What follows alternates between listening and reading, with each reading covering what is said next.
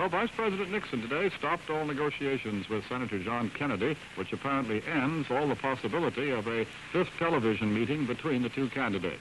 In a telegram to Kennedy assistants, Mr. Fred Scribner, Jr., who's the television advisor to the Vice President, said there can be no further negotiations unless Senator Kennedy apologizes to Mr. Nixon.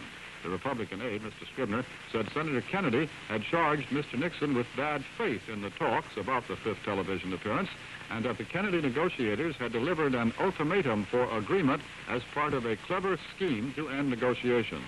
Those are the Republican charges.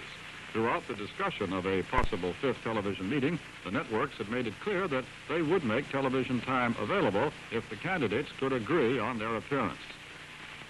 With Election Day 10 days off now, both the candidates turned their attention to the big city suburbs.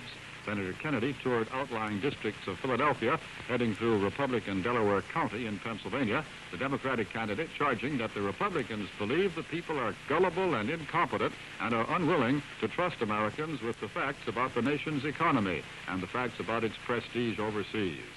Vice President Nixon, moving through the suburbs of Chicago today, announced his pleasure with last night's remarks by President Eisenhower. Candidate Nixon said the president's talk was one of the greatest political speeches of recent years, and he was said to be exhilarated by the presidential praise for the Republican ticket. That speech by President Eisenhower was delivered in Philadelphia.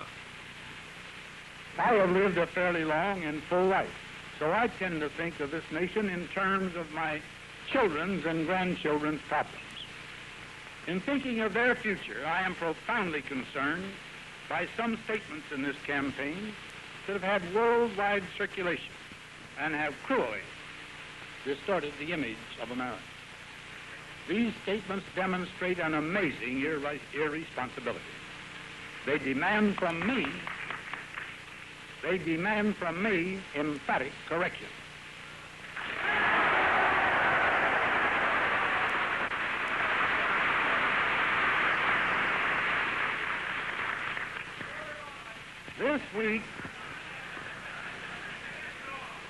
This week, Pravda, one of Moscow's propaganda newspapers, reproduced speeches by some American politicians.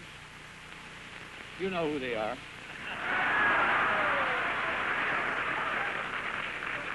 Bewailing alleged weaknesses in our country. The Soviet leaders are gleefully quoting from these same speeches in their effort to prove that our influence with other governments of the world is shrinking. My friends, too many people are talking carelessly and ignorantly about America's standing as if our republic were in a popularity contest.